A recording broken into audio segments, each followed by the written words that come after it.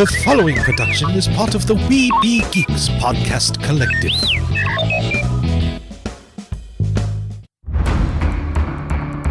From days long ago, from uncharted regions of the universe, comes a legend. The dream that came through a million years, that lived on through all the tears. It came here, the Fandom Nexus. Fabulous secret powers were revealed to our host as he plugged in his microphone. I have a podcast! Here he is, your Spider-Pan, Jeremy.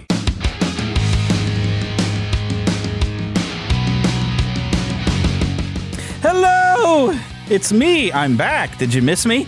I mean, it's only been a week, or actually been just a couple days, since we got the last show out. And you know what? This week, it's such a loaded week and some unexpected surprises that we're actually going to manage to get probably 2 shows out here that I'm going to try to release both before the Thanksgiving holiday. So if you need a little time with me, I know you're disappointed I'm not going to be there at your Thanksgiving table with you, but now you can play an extra episode, a bonus episode there at the meal table, and it's just like I'm sitting there, stuffing my face, having conversation with you. So enjoy when that comes out. So yes, 2 episodes this week because we had some big news kind of stuff drop, which I'm not really going to focus on news because we had a Destination D23 this week. I didn't really get a chance to pay attention to it. Wasn't that concerned with it. I had other things on my mind. In fact, I was feeling a little haunted. How about you, Phil? Oh, yeah. Big time haunted. A little bit haunted. So we had to bust some ghosts and, develop a little bit of an afterlife, I guess. I don't know. That's right. We're not worried about the ghost of Christmas, this or that right now. We're still worrying with ghosts of busting such things of our past and of Thanksgiving. Well, I'm a little worried about the ghost of the turkey coming back to get his revenge on us for eating him. You bet. Goodness. Oh, it was lousy. But that was one of the first things I'd seen on cable. It was really terrible. So they decided to, instead of have Halloween, they had Thanksgiving.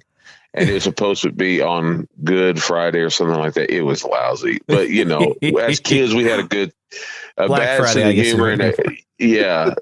So we had Black Friday instead of, did I say Good Friday? I'm sorry. Yeah, you said Good Friday. That's a totally different holiday. I apologize. Yeah, completely wrong Friday. Friday. Yeah. Anyway, so we had Black Friday. But anyway, it was on Thanksgiving that they decided to make this horrible film. We had a bad sense of humor, and yet we had a good time. Yeah, I remember the opening shot was like the fully cooked turkey, and then the following shot suddenly it was nothing but turkey bones.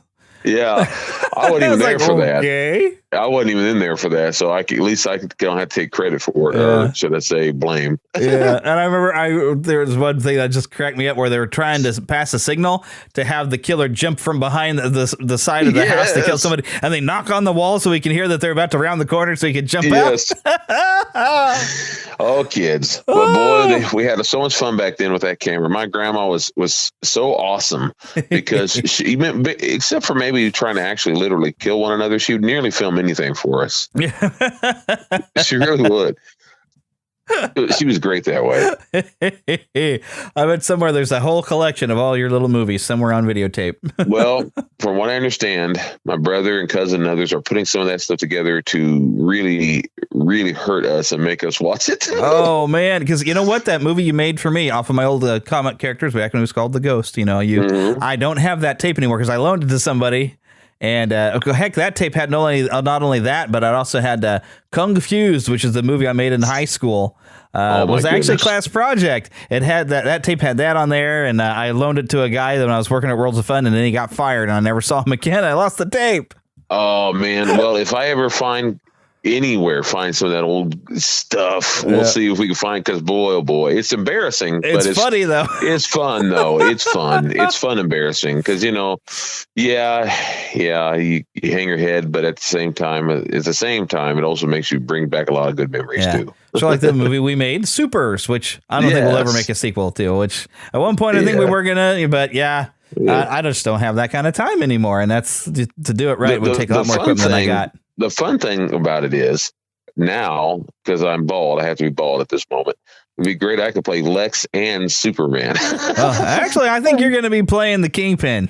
Totally. I could. I could play Lex and Superman. I could be both. That'd be funny to see me do both. Oh, I'm just kidding. I'm not going to do that. Well, you do have that plastic wig to make you look like Superman again. So yes, that would be funny. That would be funny. Oh, yes. So, of course, you're halfway bald by choice because you decided to just go ahead and shave your head after you were losing so much hair. I had to. Yeah. That wasn't the actual reasoning. What happened in the hospital? They ripped some hair out. They ripped hair out by accident, and it's not growing back just yet. So therefore, I was like, I can't. There's so many basically patches missing, and it's like, all right, that's it. It's either go with missing hair on different parts of you or just be bald. I had no choice. Yeah, so like, all right, fine, bald. That's it. Well, I do have one thing I need to make sure I announce with this Wednesday. I think I keep wanting to call it Encantado, but it's just Encanto or whatever. The new Disney movie opens Wednesday. Yeah, I don't know how to pronounce it yet. Yeah, it does look good, Encanto. Though. Yeah, it looks good. Unfortunately, I'm probably going to be quarantined for the next couple of weeks. My wife may have COVID. She's been very sick. Y'all know, probably, we haven't had the bio nerd Heather on in a long, long time. But she's been quite sick, and this morning announced to me that, you know what, I can't taste anything. So she's going to get checked tomorrow. So I am locking myself here, which means I can't get out to see the movie to do a review of it. So if anybody gets some thoughts on it, please feel free to send them podcast@neverlandpodcast.com. And I'll get out and get a chance to see it when it's safe for me to be amongst people again, just in case, So the nice thing is I can work from home with my job, and I have been, and I have all the software I need here at home.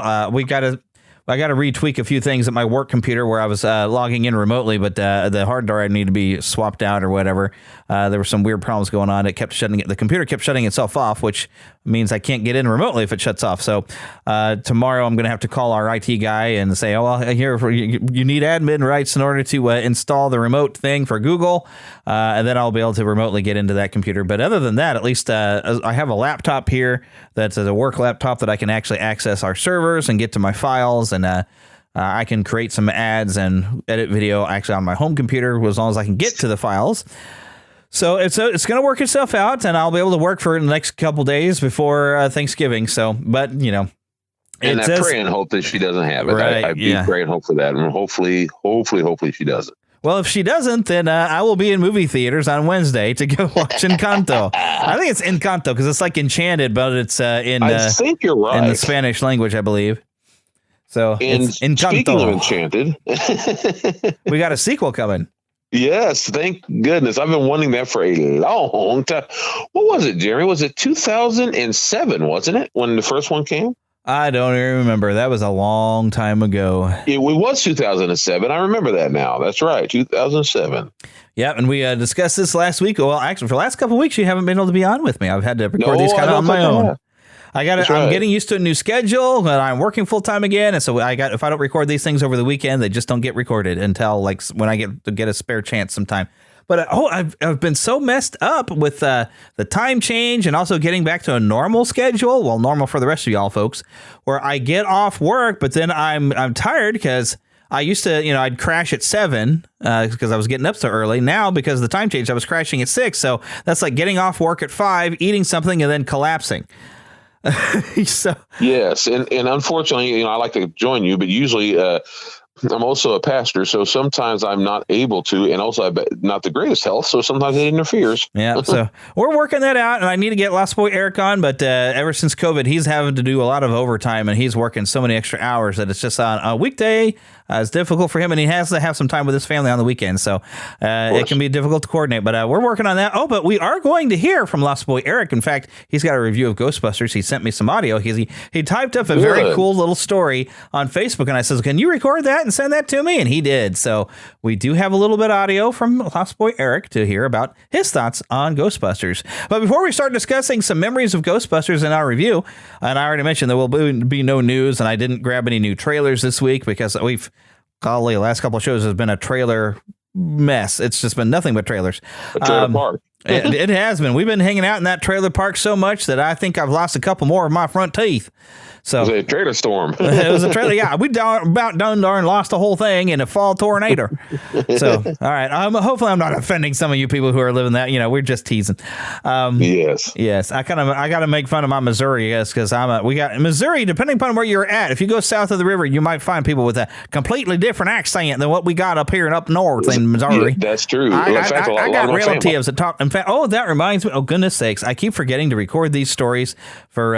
There's a podcast called That Story Show, and we've had, of course, one of their main hosts on there, James Kennison, on, and I've been on his show. He's been over here, but I've got some stories. I told him one of these stories of some stuff that happened to me down in Lebanon, which I will be recording and sending in to him. But you go to Lebanon and you'll find out how much the Missouri Southern accents, how bad it is, because I had some family live down in it.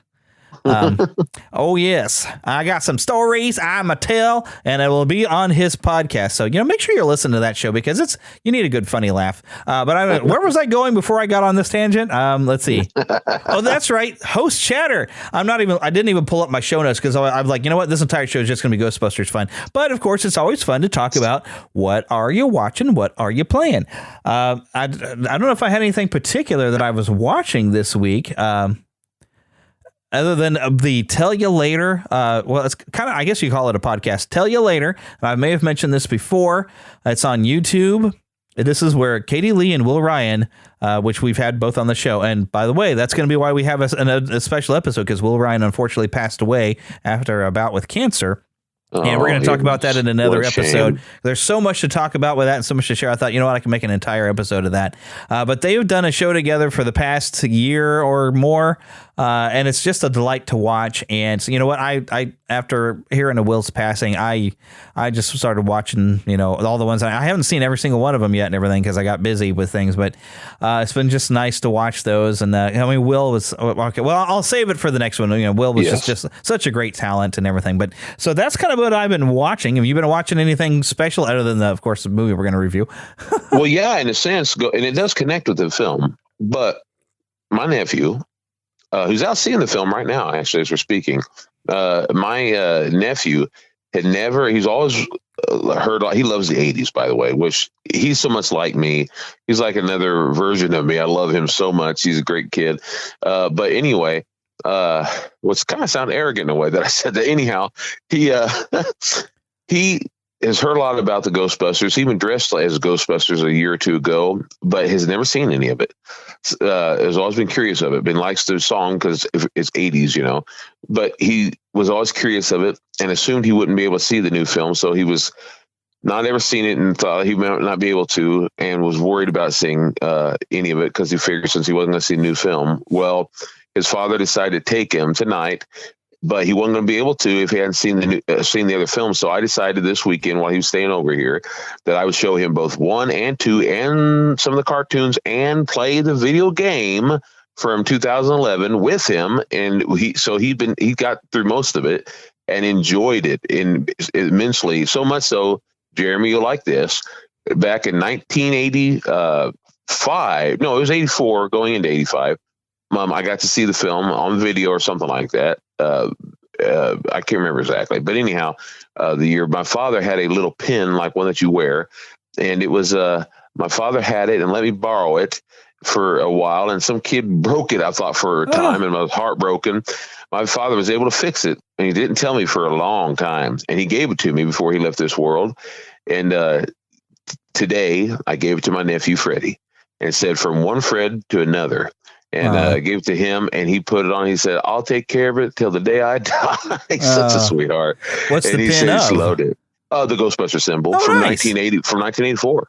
I mean, cool. It's that old. You can tell it's aged. How it kind of goes, kind of a yellowish, tint to it. Yeah. But to me, it means a lot because of my dad. But I thought, you know what? I never wear it, and I only have it for. I thought I'm going to give it to him, let him know that it came from his grandpa. Because unfortunately, my dad died before Freddie was born. So and Freddie's named after him. So I thought, well. And so he said he's going to wear it when he goes to the movies tonight, nice. So I thought, how sweet. So that to me, that's kind of stuff. I don't know. That's the kind of stuff that I could just hang on to forever. I love having special times with the little ones, doing that, family type of things, especially, I don't know, because he does remind me so much of me. He was even playing with some of the old toys of the real Ghostbusters and all that. And he was actually hanging on to some of the Stay Puft Marshmallow Man toy I have over there, and he was loving it. He goes, "Man, I wish I could have been a kid when you was a kid." He goes, "We would have so much fun." He goes, "I love the Ghostbusters." He goes, I hate that I hadn't been able to enjoy it with you all this time, but anyway, I'm glad to get to share all that. Yeah, we're basically almost, you're hopping us into our topical stuff. So, but the other thing I know you've been playing, other than I guess the Ghostbusters game, which you need to complete, the Call of Duty Vanguard. I figured you haven't gotten to play that, which that's pretty fun. Yeah. That's pretty good. You want me to share a little bit of that? Well, I guess we could give a quick review. I mean, you already kind of shared a lot of what you were playing, But. Yeah, well, I've been playing some. One of the things I really enjoy about that game, besides the fact that it's for PS5, and I mean to tell you the noise of it. By that I mean the sound effects. You can hear far from in the background. And I'm telling you now, look, I mean, you can hear people like making echoes and stuff for bullets and bomb stuff going off. So it almost sounds like it's going around you. And I don't have speakers behind me, but because it's going off in your controller, in the control of it, you can feel it and hear it going up behind you. And you're like, oh my gosh.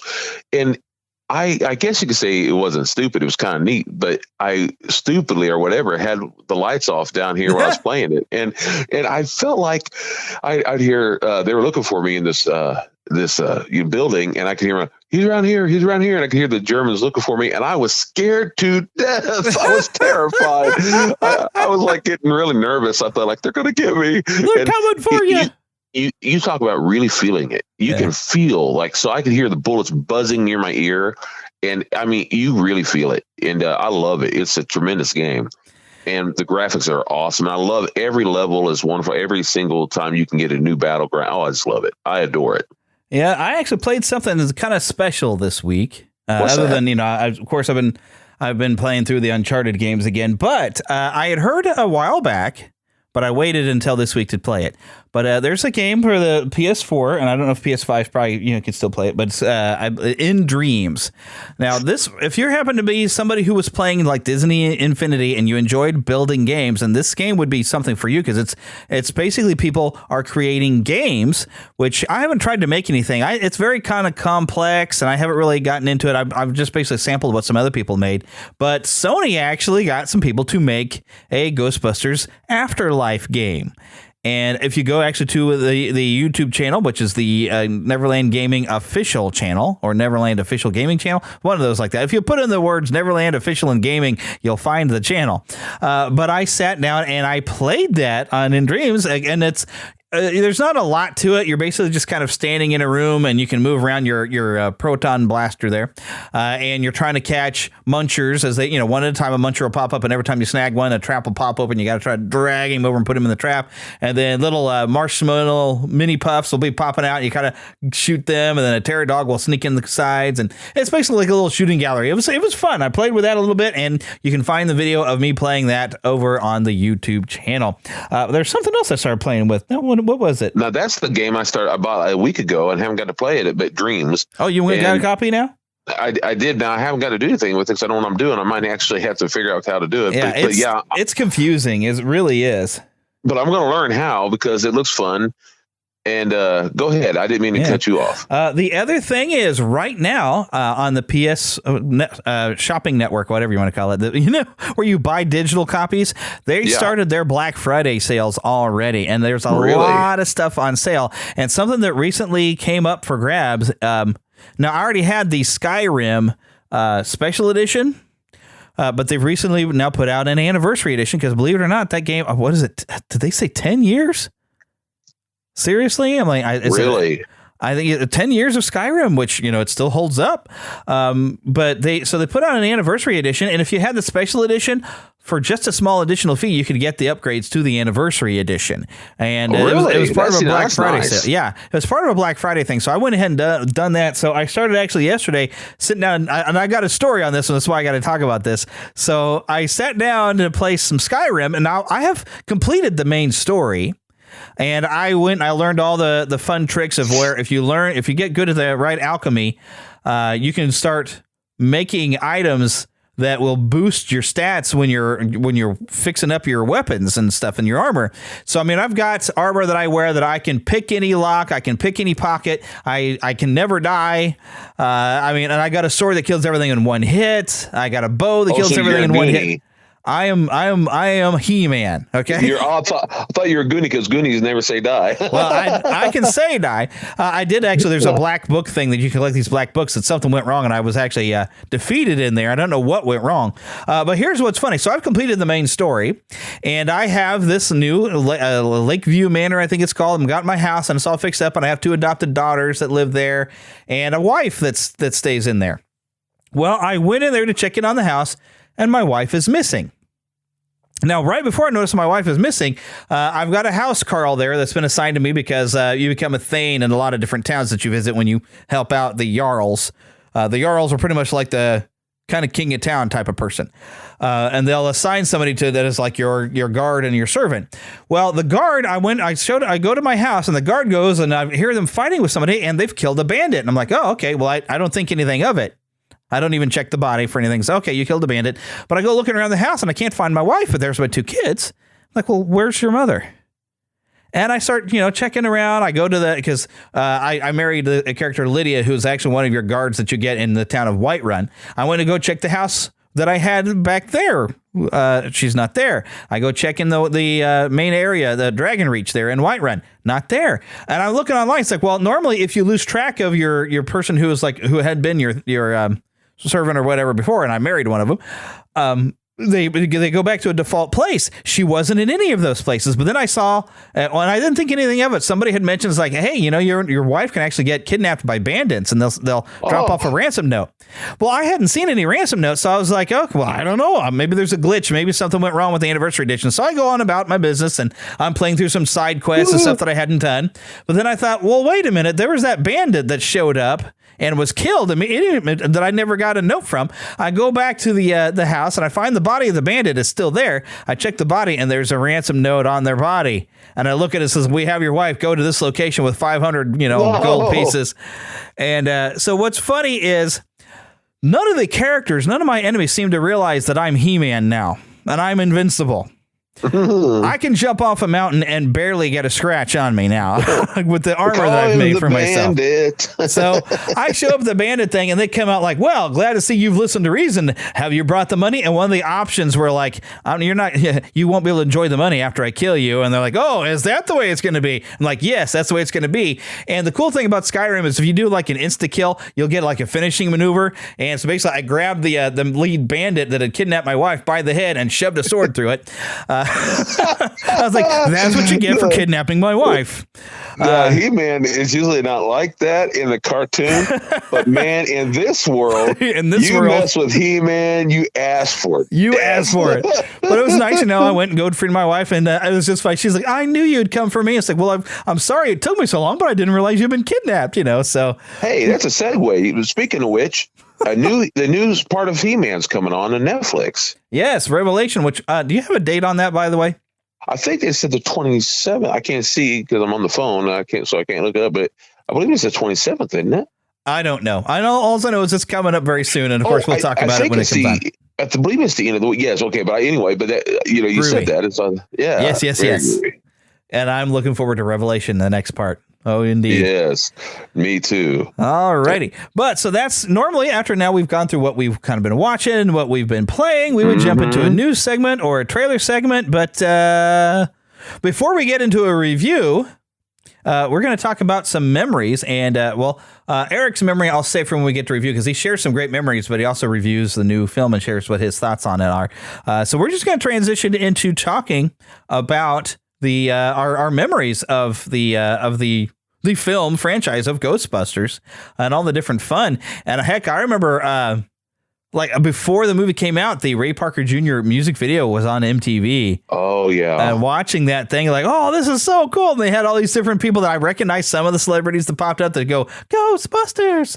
And just that tune just got in my head. Now, the funny part, of course, about that tune is initially they had spoken with Huey Lewis. to do a theme, and he refused. And so they went to Ray Parker Jr. and said, well, we want something that sounds kind of Huey Lewis. And Ray Parker Jr., if you listen, he kind of ripped off I Want a New Drug. Yeah, a little bit. A little bit. In fact, there was a lawsuit over it, and they did have to settle. You're basically, if you listen to the bass line, it's I Want a New Drug. But of course, it's original lyrics and everything, but it's so catchy. It's just a good little tune. And to tie it into Disney a little bit, like you used to do, there was somewhat of a Disney lawsuit, if you remember right, with Ghostbusters, all because of the Mickey Mouse situation. You remember? I have no idea what in the world you're talking about. There was a lawsuit originally way back when. You have to look this up. There was a lawsuit originally because of the whole we ain't scared of no ghost. We ain't scared of. No, he didn't even say we. So I ain't scared of no ghost. Yeah, that's what it was. Anyway, so they were saying we ain't afraid of no ghost. They were trying to say that was back in the day. Back in the day, there was a lawsuit thing about that originally. Oh goodness. Because they were Ghostbusters, Mickey and them. They were ghost chasers, I believe. Was that what they call them? The Ajax ghost chasers, ghost exterminators, ghost investigator. Yeah. But they pretty much had come up with that whole thing. So there was originally a lawsuit back in the 80s about it. I remember watching on the news about that. I wonder if they went after Filmation when Filmation came up with their Ghostbusters concept that they had the live action show originally. And then that was in the 70s, and then in the they had that cartoon in 1986, and that's the exact same because they were like, "Hey, you know what? We own this time." Yeah, by a short time, we're talking months or two. They had come up with that copyright for Ghostbusters, the cartoon, and then the people of what is it? Columbia or whatever it was, who had the rights to the Ghostbusters we're talking about, they're like, we were going to come up with a cartoon, so they came up instead with the real Ghostbusters. It's really ingenious. It was almost a poke in the eye. Yeah, well, we're the real Ghostbusters. It was ingenious, but I got to be honest with you, I was watching both cartoons this weekend because I showed my nephew the other one too, and he liked the beginning of it because Filmation was honestly the better animation. Yeah, but at the same time, story wise, we got to go back to our boys, you know. And I would, in fact, I'll probably have to draw a picture of it. I would always wish they had done a comic book or something of the Ghostbusters, Filmations, and the real Ghostbusters together. That'd been so much fun. Nowadays, I'm talking. That'd be so much fun. It'd be so incompatible, though, that it just wouldn't work. It's entirely incompatible. Hey, if they can make a comic book of Lion-O and He-Man getting together, but that's compatible. That's, those two different planet things. I mean, you can make that work, but when you consider when you've got Ghostbusters, the Filmation, where they have this weird thing that they can disperse a ghost like poof, and then in Ghostbusters where you have to capture and trap a ghost. I mean, it's entirely and really the other ghosts when you get into that cartoon with that Filmation where they had that goofy thing where they drop down and put themselves like in a spider web and have the suit drop, all this ridiculous sequence they would do before they got into the car with a gorilla that was wearing a hat and smart enough to help bust ghosts. I mean, that's Ace, yeah.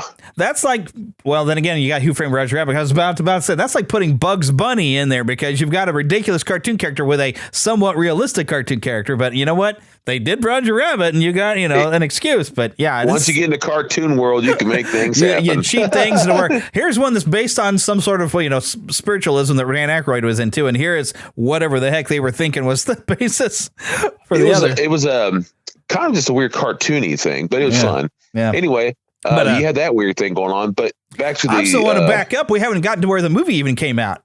Yeah, you jumped 2 years in the future on me. I did. Go back to the movie. Let's go back now, because I remember the first time I saw it. I think it might have been opening weekend. We went to the drive-in, and I don't remember what was playing with it at all. I don't remember, but we went to the drive-in to watch Ghostbusters. And awesome. It was weird, the concept of capturing and trapping ghosts, because I thought they were going to have these crazy lasers and they were literally going to bust ghosts, like the ghosts were going to. You're taking the literal form. Yeah, I thought it was going to be Star Wars ish in the with the blasters. They were going to blast the bunch of ghosts, and it was going to be like an action thing, and it was completely different from what I expected, and it was kind of mind blowing. Like, well, this is kind of cool. So that's awesome. I must admit, I was late coming to it, not in the sense that I mean, I heard about it, usually as a kid, I'd hear about a lot of things and I'd follow from hearsay because the kids at school would tell you everything. They show you the books. So you read along. Yeah. My cousins would tell me everything before you see it. They'd spoil Empire Strikes Back for you. Oh, yeah. But in this case, I didn't mind because I wanted to see it. But my dad being a pastor, you kind of in this situation, because you're dealing with a spiritual thing in this sense. He didn't know what to expect. Plus, he'd heard there were some sexual things, and there was. I mean, So he had to be very careful because it came from off the minds of people from Saturday Night Live, which that's not what you call a moral thing in that sense. So he had to be careful.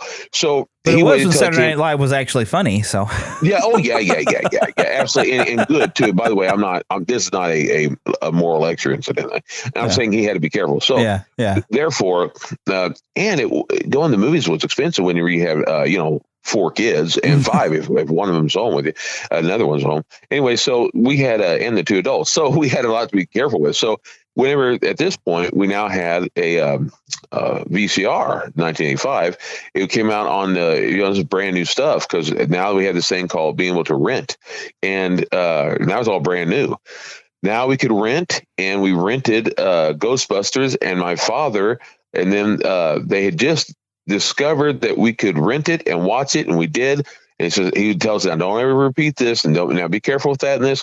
And then at this time, it was before they had tried to make it illegal. They hadn't said anything about this yet, where you could hook up 2 VCRs and try to record it. It was always illegal. Yes, but to record it and sell it, they hadn't had. What I'm saying is they didn't have the warning on there yet. They hadn't done all that yet. I don't think they realized people were going to pull that and steal movies. So what we would do is we'd watch it, but my grandma, being the sweetheart that she was, my grandma had made it to where we could watch it without the words. I was talking about the curse words. She edited it out. It tried. God bless her sweet soul. She tried. It was almost impossible to watch it because my grandma had only seen it once, and so every time she thought there was going to be a word, and I'd seen it once. Every time she thought there was going to be a word, she would hit pause. You remember those little wires? They were long wires, not even that long wires, and you'd hit pause. Well, they would not even say anything, but because she thought that they might. So it was like, and then you'd miss like half a minute, and you're back. So for my first how many years I don't know of Ghostbusters, let's say 3 or 4 or 5 years of watching Ghostbusters, I didn't know every word of it, which is fine. I don't care about the curse word stuff. I don't want that. But at the same time, I didn't even know all the stuff that they were talking about because my grandma, God bless her, took us out. Oh, goodness. Wow. I appreciate the sentiment, but boy. Oh, well, we actually had a videotape of it. Now, what's funny and weird about me, like during, I'd watch it all the time when it had the VHS of it, but I'd even, just for giggles, because I love the effects were just amazing and mind blowing. I would sit there and watch and repeat the whole capture of Slimer multiple times. I would just watch that scene because that was amazing. I watched that part over and over and over again. My favorite. When we finally did get it later on, I bought it. It was the first one to get the full thing. I bought it, of course, I'm nuts over. But this after I was huge into the cartoon and all. But I love my favorite parts over and over again, as you just said. Because I grew up pretty darn poor, so I had a wiffle ball bat that was my proton blaster. Oh yeah, man! Cute. We'd go around and we'd bust ghosts. Me and Jim next door. And I his actually brother remember Nick, you man. doing that. I remember you doing that, and I remember being excited because in 1988. Well, let's not get to the second movie yet. Sorry. We kind of mentioned the cartoons, but I know it's slow down, pump the brakes just a bit. We're still talking cartoons. Pump. So, but we'll get there.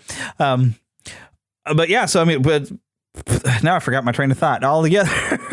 We were talking about the movie, the original movie coming out. Yeah, original movie, and of course, watching it, of course, multiple times. Toys, but yeah, I want to get in there because, of course, with the cartoon, and I remember being super excited when they had that cartoon. When I first heard about a cartoon, it was on syndication, and I was like, "Oh, there's a Ghostbusters." I heard an ad for Ghostbusters. I was like, "The logo doesn't look right. What is this?" But then I sat and I watched, and it was the Filmation Ghostbusters cartoon. I was like, "What is this?" Yes. And I never got into that cartoon because this is not the Ghostbusters that I love. What is this garbage? I got into it eventually, but it came out at the same time. I was like, I was 10. I was in 5th grade. I liked it because first of all, the animation. I liked the animation was great. And I love, one thing I love about Filmation, they're so smart in is whether it be He-Man or there be Fat Albert, whatever, the parts they're going to see the most, the beginning part and the part where something's changing over, they took their time with that animation. The rest of it, not so much, but the parts that really, really mattered, that they knew that there was their let's say, dollar animation, what they knew there was their moneymaker animation, they took their time with it to make it look almost Disney-like. And with Filmation, with Ghostbusters of Filmation's Ghostbusters was no exception, because they the hairstyle, for instance, the main guy on there had that yellow hair. Mm-hmm. It almost looked like Ariel's hairdo in a sense on the front of it, and it looked like the style of it was almost 1940s looking, the way they dressed, and their car talked.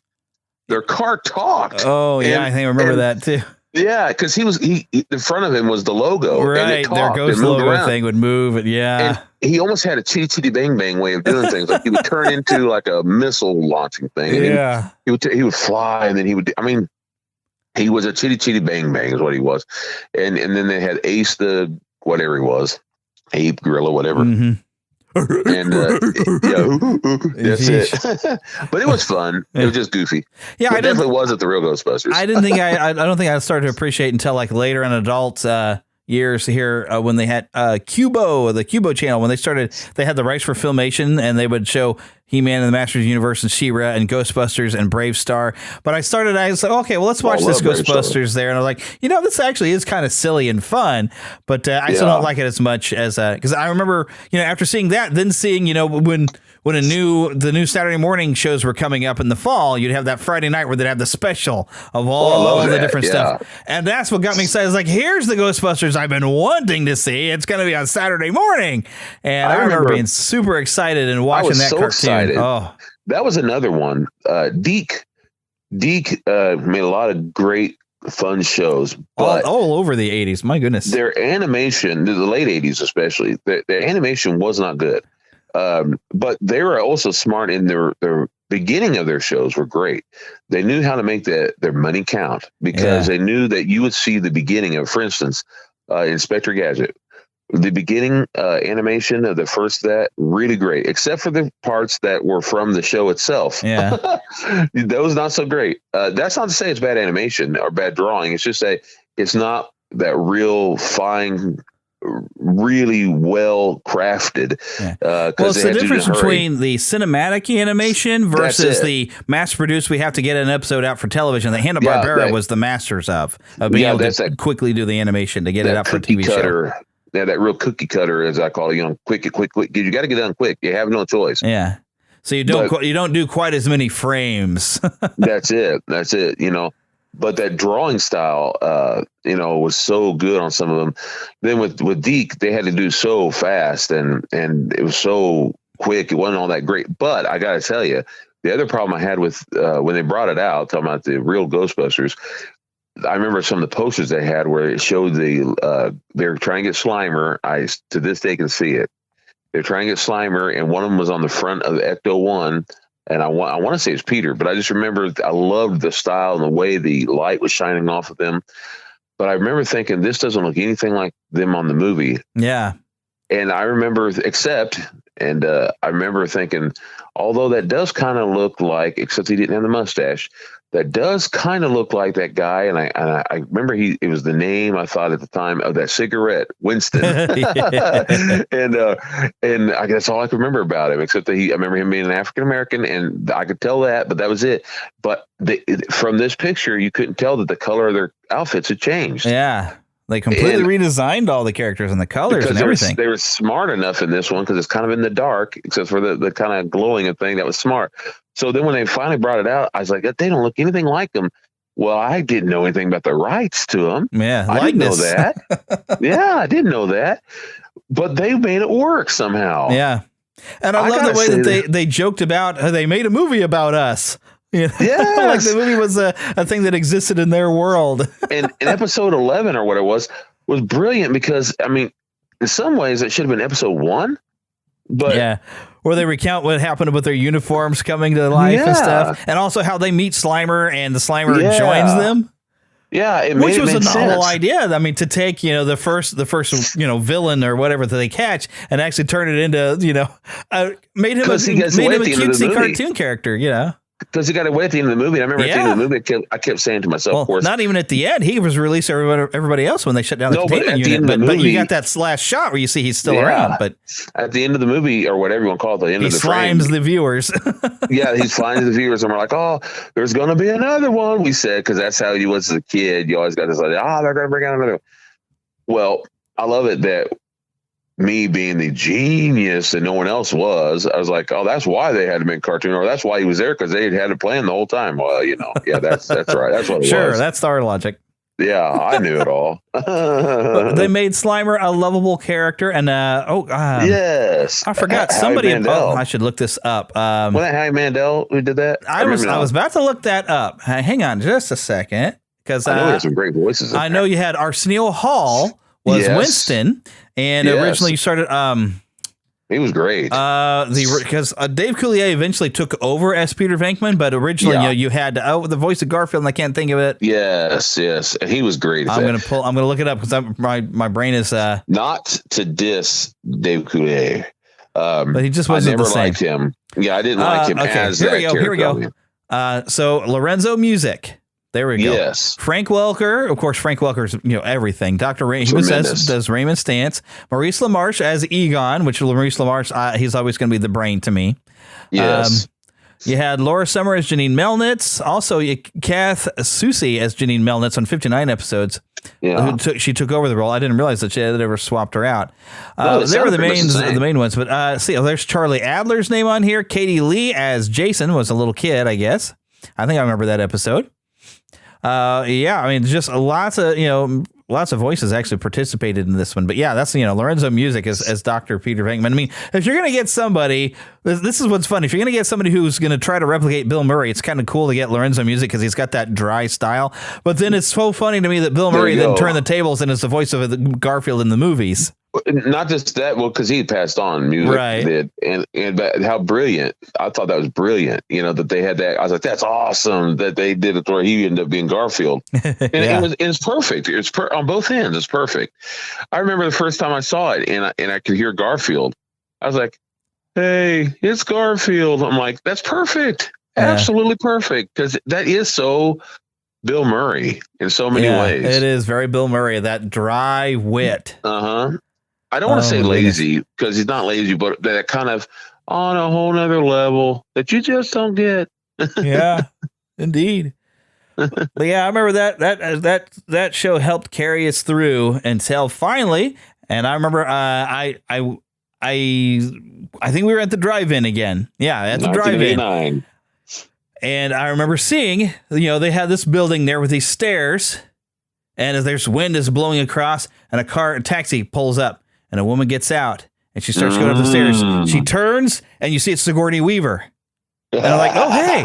And then they showed pink slime coming down the building as she's went inside the building. And then it's like Ghostbusters 2. I was like, oh my gosh, here it comes. I remember just getting so excited because I had no idea that this was coming, that they had worked on it. Because back in the day, you didn't have the internet and all this, the information, unless you're old enough and you're reading magazines and they're talking about, the latest things coming out. And I was a kid at the time. I mean, I was 10 years, a little over 10 years old now when being about 12 when the movie came out. I heard rumors, but rumors back then meant someone was in the lunch line. Well, yeah. Heck, I ended up getting a lot of rumor stuff started because Stan Lee would always be talking in the Marvel bullpens about all the different Marvel movies that he was in talks to get going, which he didn't succeed in a lot of stuff. But I was like, oh, well, they're planning an X-Men movie at this time and a Fantastic Four movie at this time, and there's a Spider-Man movie coming at this time, and then 10 years later, we got a Spider-Man movie. Yeah, he's brilliant though because he knew what he was doing. Yeah, he knew what he was doing. I'm sorry, he got us all talking rumors and everything. So it's like the Batman '89. I was like, I had heard something about there might be one, but then I didn't know anything was happening until I first saw that first commercial. But I remember Ghostbusters 2, seeing that teaser there, and what that was mainly just showing. It basically showed Sigourney Weaver going into, of course, the museum. And that little clips of scene. And then it followed up with all of them coming and sucking the Gus guys were the Ghostbusters. And I was flipping the heck out, man. Just so excited for that. But I didn't get a chance to actually see that one until it was in the dollar theater. Kids, ask your parents. It was on the discount theater for $1. And the funny thing is, Karate Kid Part 3 came out at a similar time. I went into one theater to watch Ghostbusters 2. The rest of my family went in to watch Karate Kid 3. So I think you got the better deal. I did get the better deal. Big time. Yeah. My goodness. Now, did you get to see Ghostbusters 2 in a theater then? Or did you? I did. Okay. I did. It was, I'm trying to remember. It was $1 one. I probably was $1 one. The one over there next to Kmart, right? Yeah. Shoto. Yeah, the Shoto. That's Shoto Dollar Theater. Yep. My father loved that theater for several reasons. I don't want to use the word cheap here. My father was very good at saving. He was very frugal. Yeah. Frugal Fred. He was very good at saving money. But one of the reasons why he loved it was because we could go to the theater a lot that way. Yeah. And you never know if you're going to like the movie. So with him, he's like, you just wait a little while.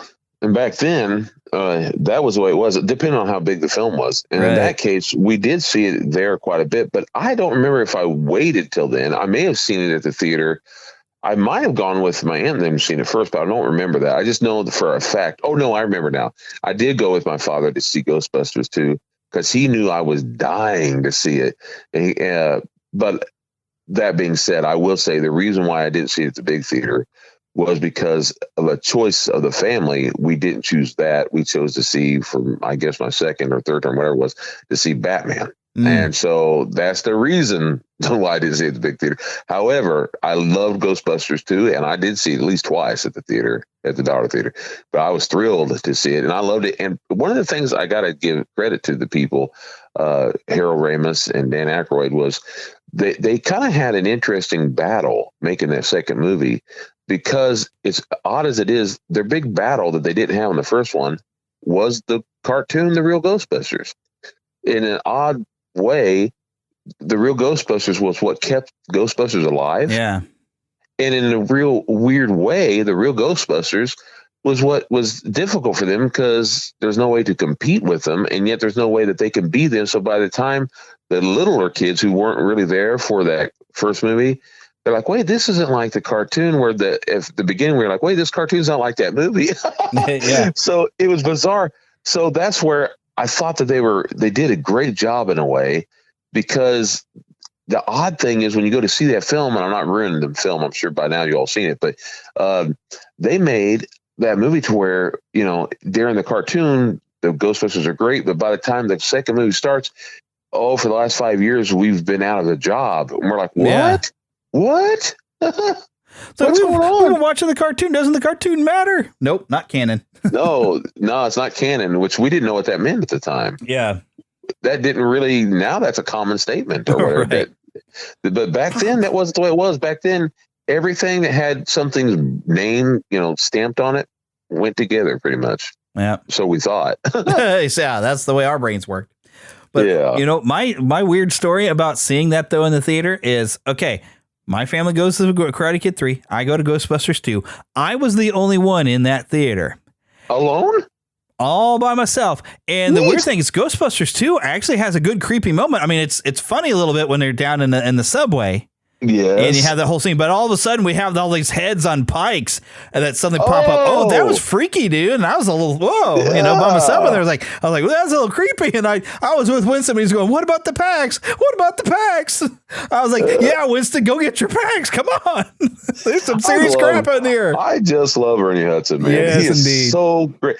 And I'm sure everybody knows this, but not because I happen to like Eddie Murphy a lot. But I am so glad that he didn't end up being in the films, because that's what made me an Ernie Hudson fan. And every time I see Ernie Hudson on anything, I'm like, oh, I'm watching it. I'm not kidding. Anytime, I love Ernie Hudson. Yep. Yeah, I've seen him in The Crow. There was a short-lived TV series, only one season, 10-8, that he was on that I really enjoyed. And I saw him in a couple of movies the other day that I was like, I'm not kidding you. I stopped what I was going to do just because I saw he was on it. I watched it because I love Ernie Hudson. Yeah. I relate with it. Oh, you remember he was on The Cowboy Way. He played a cop on there on The Cowboy Way. Well, he always seems to play a cop or somebody in uniform. He just wears it well. He does. And I'm telling you, he is so great on there. on a cowboy way. If you ever get a chance to watch that movie, I think I've seen it once with you. Yeah, you're gonna like Ernie Hudson in that film. He plays a guy who tells people about a wonderful old black cowboy. Is what he says. A wonderful black cowboy. He goes, a black man like me. And he tries it, and suddenly by the end of it, he becomes almost a cowboy himself. He's like, "Come on, boys!" He's great. Oh, goodness. He's awesome. I love Ernie Hudson. Yeah. Well, heck, the original cast, as we mentioned, like Eddie Murphy was the original idea, and before John Belushi had died, John Belushi was going to be playing Peter Venkman. Peter Venkman, yeah. So, and who knows what it would have been? I haven't seen a lot of stuff with John Belushi, so I mean, it could have been almost a completely different thing. It would have been completely different. Yeah. That's for certain. So I'm kind of glad that we got Bill Murray, because Bill Murray, it's because Bill Murray's Bill Murray, Yeah, he's good. Yeah, completely different type of character than Belushi for certain. And Harold Ramis is, you don't think about the sense of humor of Harold Ramis except for, Dan Aykroyd came up with the concepts of all this, and Harold Ramis is what added a lot of the humor into the movies. That was his biggest influence, because he was great at this with the funny stuff. But he was able to play Egon as such this straight character. And I got so used to that when you go and you watch Stripes and you see him actually cracking more of a smile and a different character. But even anytime I saw Harold Ramis, like, what was that movie? It had Jack Nicholson and Helen Hunt, As Good as It Gets. Yeah. Uh-huh. And Harold Ramis pops in as the pediatrician in there. Yeah, I couldn't help it. I was like, it's Egon. And the thing I love about Harold Ramis is even the stuff that you don't know that he did. That, for instance, he directed National Lampoon's Vacation, the original. Oh my goodness! Now, and just to know that the one who wrote it is my all-time favorite of those, and that's John Hughes. Oh, he wrote it. Yeah. But to know, so you get two great minds together like that. Then he directed and wrote. I'm talking about Groundhog Day, didn't he? Didn't Groundhog he write Day? Groundhog Day, yes. Mm-hmm. He wrote the song in that. He wrote the song. It wouldn't. He had his whole thing about Groundhog Day on there. He sung a song about that prediction show, etc. That's him. He wrote that. So Harold Ramis was a lot more of a genius than people realize it. And I say genius, then I don't mean that. He's a great director. And him and Brown Doyle Murphy being the two guys on the radio in the morning, it was awesome. Yes, I love it. Groundhog Day. Yeah, Get your booties because it's cold outside.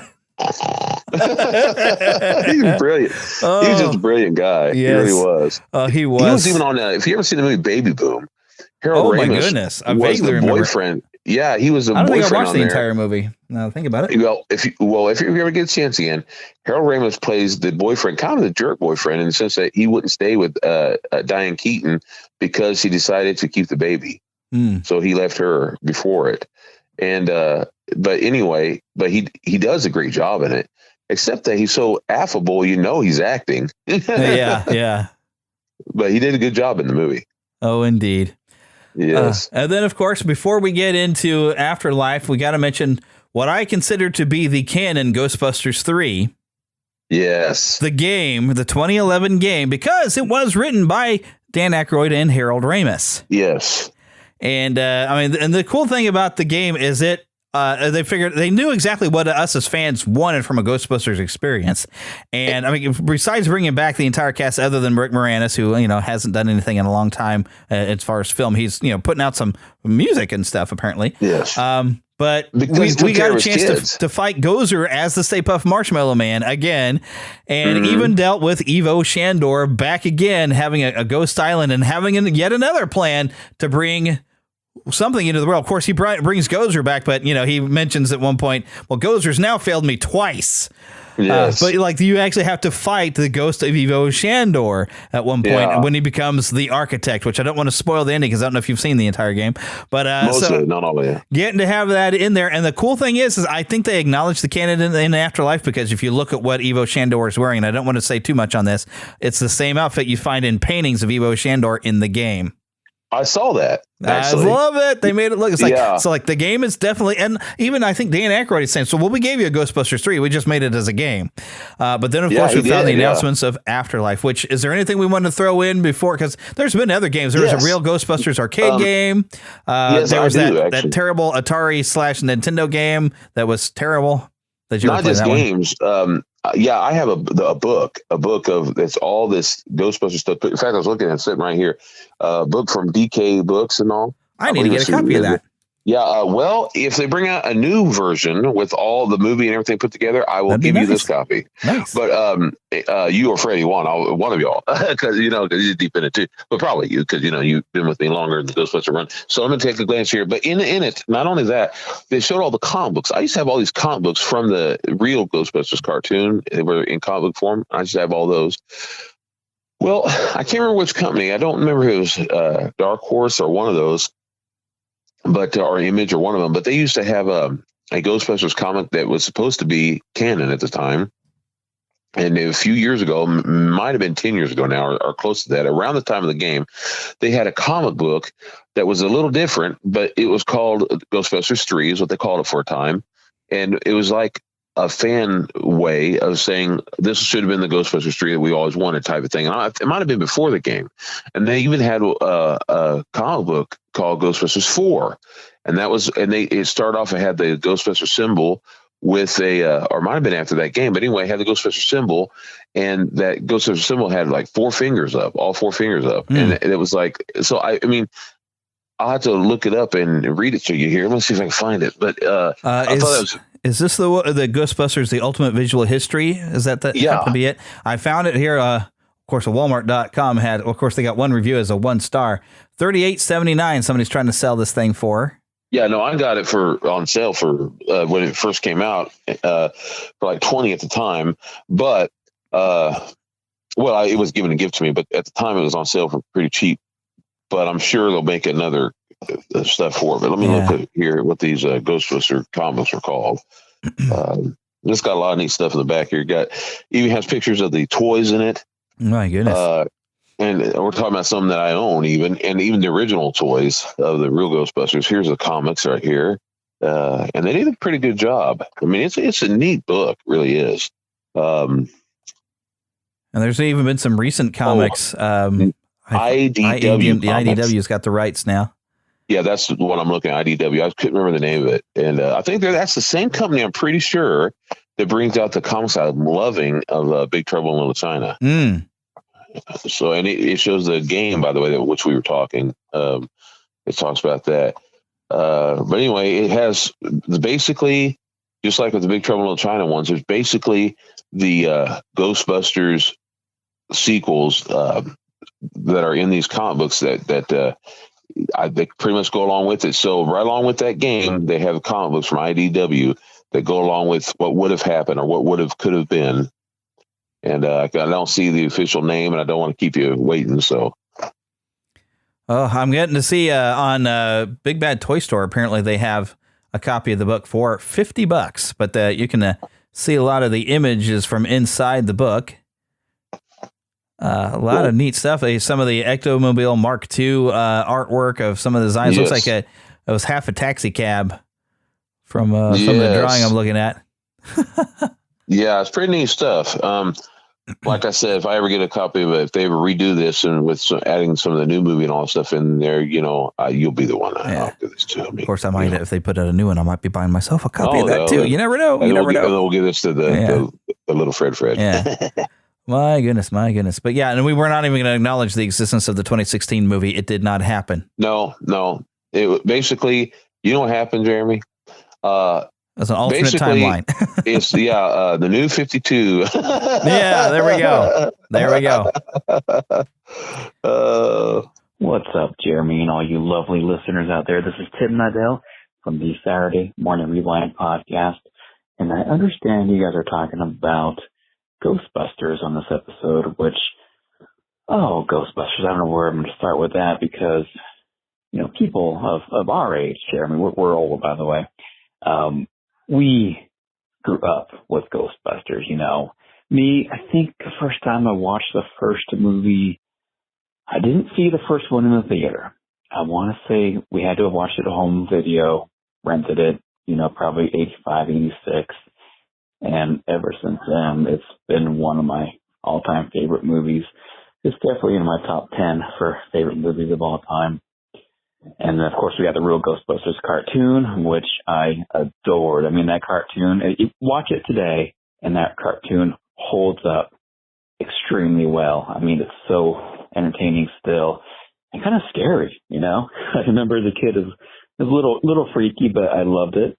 And the toys, one of my favorite toys of all time, I'm actually holding it in my hand as we speak, is the Egon with the fright features. I think it came out 87, 88, and you pull his arm down, and his head pops up, mouth pops open, his tie flies up. Always been one of my favorite toys ever since my grandpa bought it for me when I was a kid. I think about 7 or 8. And anyways, Ghostbusters, flawless movie. Rewatched both the movies on Friday to prepare for the new movie.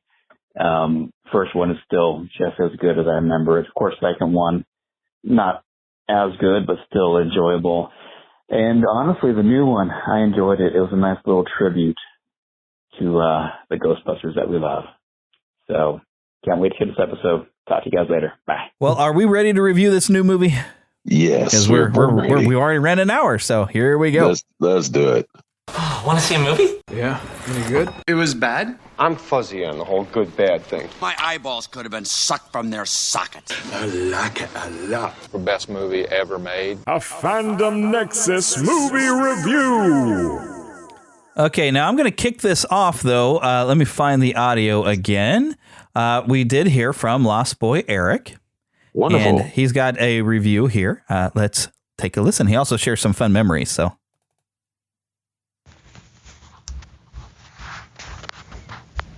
It was the summer of 1984.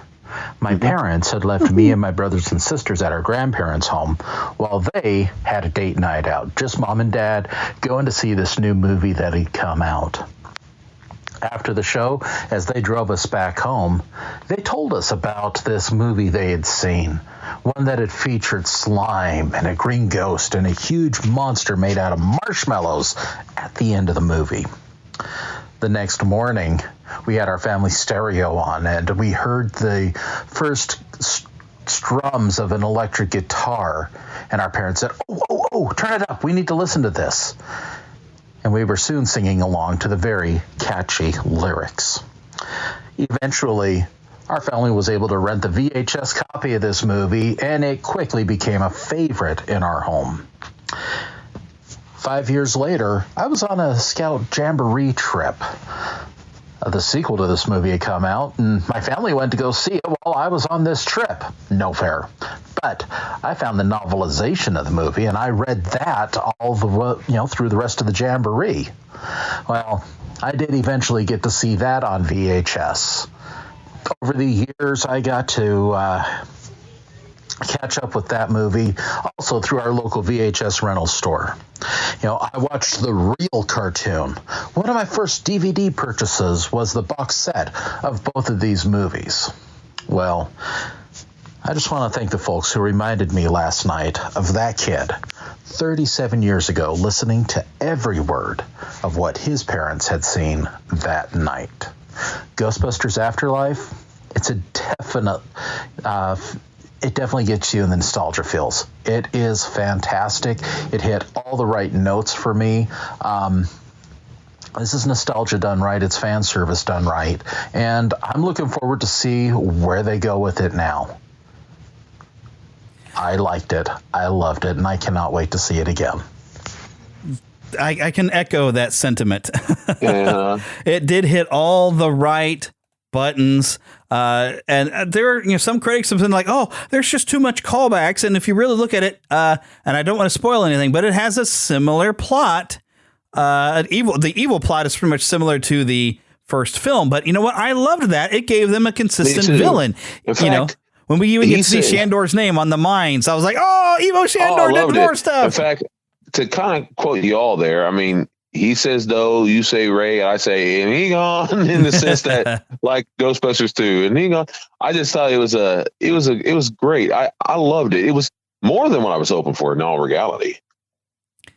Yeah, I mean, it has a different feel from the original because it's not being set in New York. No. So, because I mean, New York is kind of a character almost in the movie, is what they would say with the original. And this one, of course, not having that. But let's run through quick bits of cast. I didn't want that though. Yeah, we have Carrie Coon as Callie or Mom, Paul Rudd as Mr. Gruberson, Finn Wolfhard as Trevor, McKenna Grace as Phoebe, Logan Kim as Podcast. I was afraid I wasn't going to like the character of Podcast, because I felt it was going to be a little bit of a poke.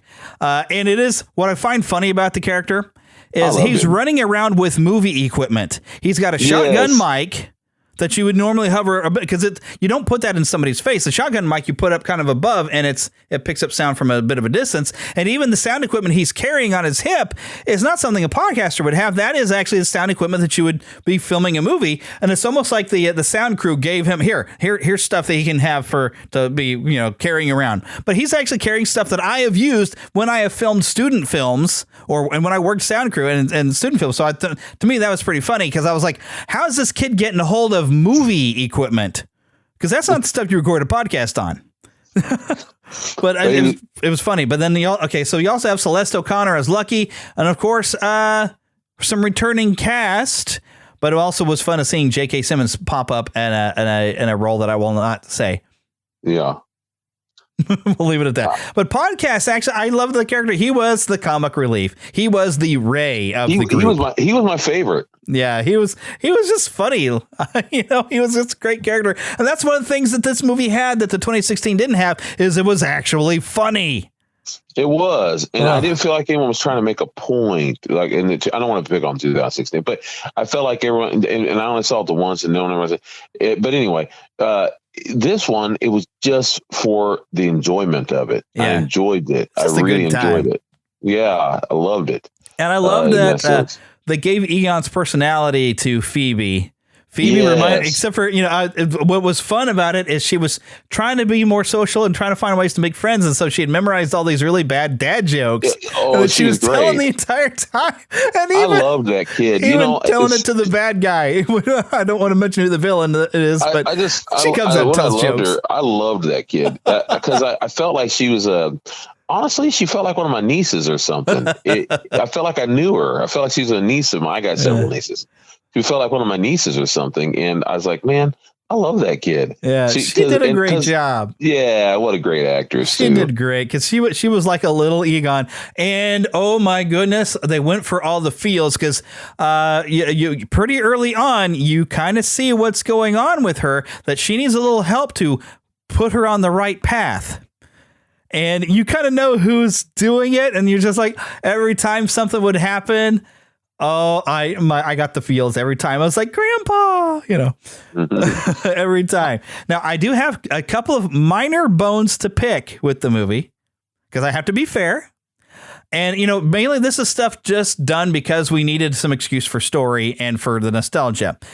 So you needed to have, I guess, the original Ghostbusters to kind of be split up. So it's even more of an impact when they come back.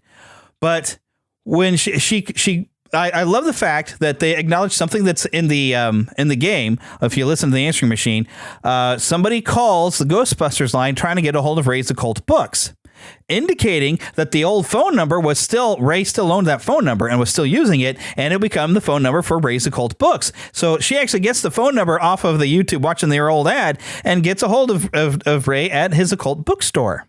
Which is the only acknowledgement we get from Ghostbusters 2. Yeah, that's the only bit of part 2 we really get to acknowledge. Although Jason Reitman says, no, 2 is definitely still canon. We just didn't really need to use it much. But here's the need for it. Here's what bugs me. Throughout their history, Ray and Egon have been kind of on the same page. They know about Ivo Shandor and what he's capable of. How is it if Egon is telling them about Shandor making a mine and going to bring about the end of the world out in Oklahoma that Ray doesn't believe him?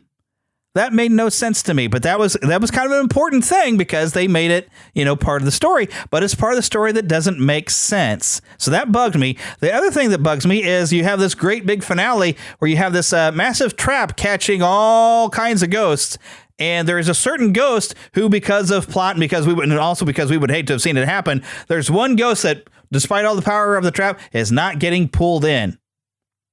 And I sat there, I was like, oh no, what are they going to do about? And I'm not going to say any more because I don't want to spoil anything.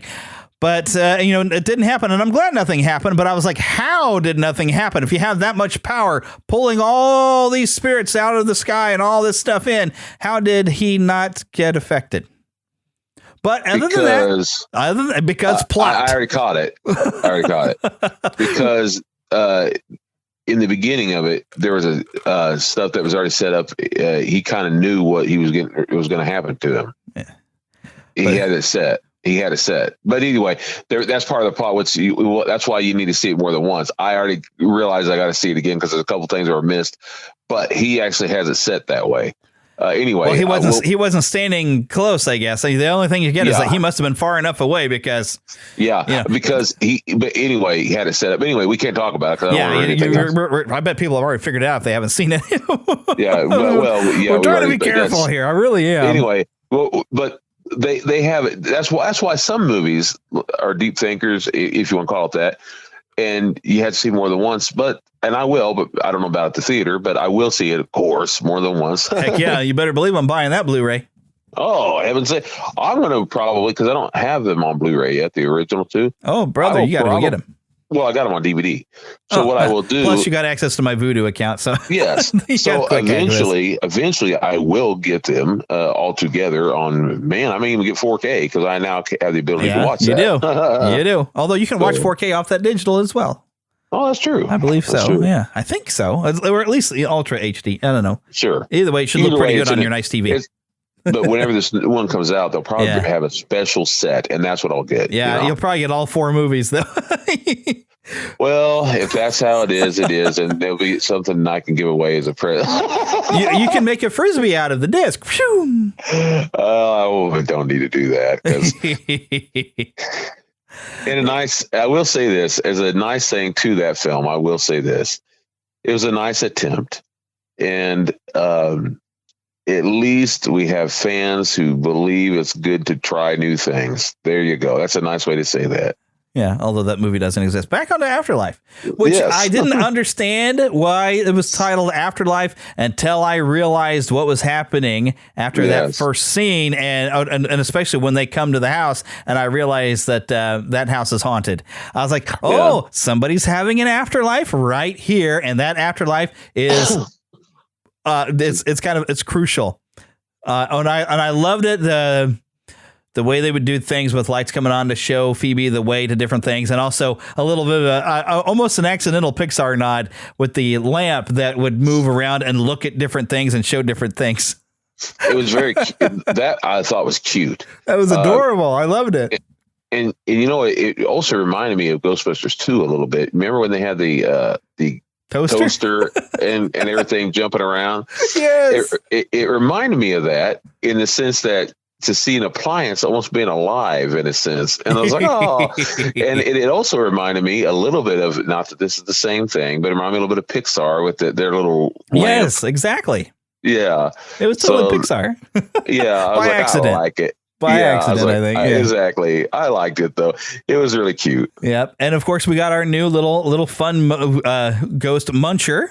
Muncher, yes. This version. I kind of wanted Slimer to make an appearance just for fun. Me too. But we got Muncher. Muncher was a fun ghost and a great chase scene, chasing Muncher all around town. Oh, man, that was one thing I really enjoyed, too. Of course, the great thing, too, is now with computer effects, things are so easy for them. I say easy. I don't mean easy in the sense that they don't have to work, because they do have to work to make these special effects happen, but not near the effects. The hard work they had to do back in the day. I mean, my goodness, back in the day, they had to have stop motion. They had to have puppetry. They had to take all that away with green screen and everything else. Man, nowadays, that's a cinch compared to the way it used to be. Yeah. It takes a lot to make it look good on a computer. And, and even the stuff they can do now with putting people's faces in the right places. Oh, and that's all I'm going to say about that. But there is a guy, Bob Gunton, who is credited as the ghost farmer. And I bet you know what that means. Because they had to have somebody there, didn't they? Yeah. Because the only ghost farmer I remember is a dirt farmer. Yeah. And, but I'll tell you what, well, I can't say some of these things, but what I was going to say was they did do a truly good job when you have memory scenes. You have memory scenes I like some of the memory scenes where they try to have memory scenes of some people who are no longer with us, and they do a good job with that. Because you have to have people look alike. Yeah. And so I thought they did a good job with that. Very good job. And definitely on this one, there's a mid-roll credit scene and a final end of credits. Yes, Stay until the very, very, very, very end, because they do set things up to be like, oh, are we going to get another movie? Mm-hmm. And I think we will, because this, I was already hearing that this made a lot of money for being, trying to come back from a pandemic. This had a very successful weekend. I'm not surprised at all. So it's making money out there, and it will continue to make money, especially because, the soundtrack. What was the guy's name? Robert Simonson. Oh, my goodness. He pulled inspiration and pulled some music directly from the original movie. Elliot. No, not Elliot Goldendahl. Oh, man. I forgot the guy who did the composing on the original movie, but he went and took some of his cues and brought them back around and reused some of his cues in his score for Afterlife, which really brought back all the feels. In case you weren't having enough of the feels, yes, you got lots of the feels. And I am not surprised to see people on Facebook that were saying that with some stuff that happens by the end, that there's a few tears. I'm not surprised because there was some stuff that I can understand. To the composer, I don't remember his name. You just said it, but I don't remember. But boy, what a great job he did! Because one thing he did that was brilliant in this film was that he would use some of the music slightly, but in the background you'd hear this little bit, and this really barely, and then and then it suddenly, before long, he'd bring it out. You're like, yes, yeah. But he was good because he'd give you a hint, knowing that it'd start bringing back your emotions, and then somewhere. All right, careful about copyright humming there. Oh yeah, he's a brilliant composer because he knows that you don't give him everything right away. Yeah. Don't do it. You don't do it right away. You wait. You hit it. You're like a fisherman. Bring in that hook. Yep. Couple special things though to look for: Stella Aykroyd as a deputy Medjuk. I don't know how they didn't say her name, but she pops up. Also, the Disney connection. Josh Gad was the voice of Muncher. Oh, that's who it was. Yes. Oh, neat. And somebody named Sarah Nato Cheney is the voice of the Mini Stay Puft Marshmallow Man, which totally steal the show for a while. Here's the thing. You and I talked about this on the way home, but they reminded me like the scenes from Gremlins. Yes, they were like Gremlins.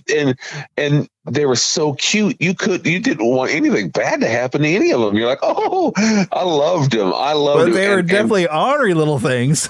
Oh, yeah, that's why I said Gremlins. Yeah, you loved them. And I'm telling you, Paul Rudd, he's just so great. I love that guy. He's the sexiest man alive this year. Yeah, that's what they say. And Afterlife, apparently, according to this movie. Yeah. Because I think Afterlife, Might I say he's a local from Overland Park, Kansas? Yes, he most certainly is. Yes, sir. So we love Paul Rudd around here. He's one of us. Even though he's from Kansas, but that's we'll take him. Well, it's still our area. It's still our area. I can get to his hometown in 20 minutes. I first, like I said this before, I'm sure, but the first time I knew that he was from around here, because he said from Kansas City and all that, because whenever I saw him on a talk show in 1995, he was talking about, 1994, he was talking about maybe Clueless. I don't remember. I think Clueless. Clueless would have been about that time. Yeah, he said Clueless, and he said something about being from Kansas City. And they said, whereabouts? He says, well, he goes, I spent a lot of time, I grew up in Independence. He says about Independence. I'm like, Independence? Really? Oh, cool. Yeah, that's what he said at the time anyway. And so he was probably just talking about the whole area. Yeah. But that's what he had said. That's kind of generally how we work, Yeah.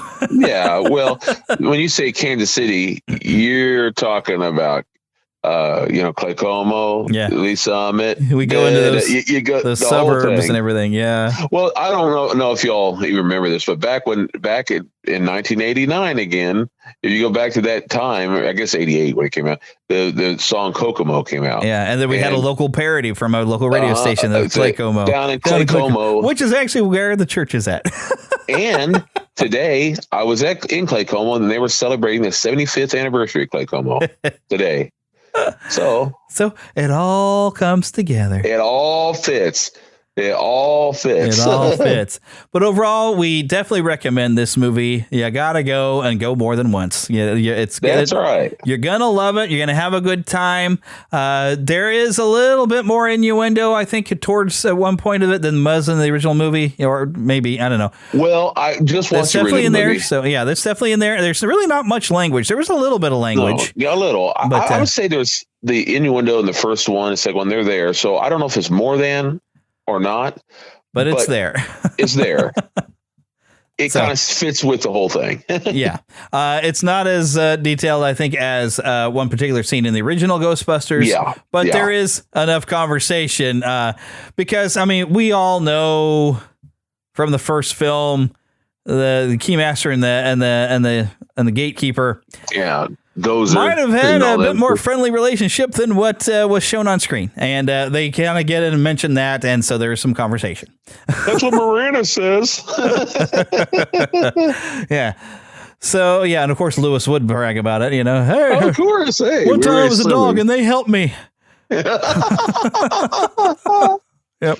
But anyways, we really got to wrap this up. Sure. So, of course, and I forgot to bring out my list of notes, but I just want to remind everybody to visit neverlandpodcast.com. Look there in the middle of the screen. You'll find a link for my podcast reviews. If you happen to have a podcast, you click in there, and for a low yearly fee, you can get all your reviews sent right to your email from all over the world. So you can get a look at all your emails and even set things up to have some reviews automatically appear on your website. We, of course, also want to thank Ricky Pope of Christian Nerds Unite, Karen Kennedy, and Darren Wilhite of the Wilhite and Wall Radio Show for helping me out with my sounders. In fact, you heard Ricky Pope now has fixed my voice problem that I had on our movie review bumper. And of course, follow us on Twitter at Neverland PCast. We of course have two Facebook groups, a group and a fan page. If you go to Neverland Podcast, also make sure go to our Patreon. We really survive by Patreon, so please come to Patreon and help us out because I give the show to you for free, but it does cost me quite a bit of money. And if you'd like to help me out for as little as $1 a month, and you know what happens when you contribute, you get to hear the show without the commercials there at the beginning. And I might start shoving commercials right in the middle just to annoy you, but you can get this ad free. You get your own RSS link, and you also get some special stuff that maybe I edit out of the show that you get to see. Plus, also occasionally some videos when I interview people. Occasionally, I do get some video of that. So, yes, come and join Patreon and get a lot of nice little fun perks. Plus, like I said, it helps me out. But as we have to say at the end of every show, get lost in an adventure.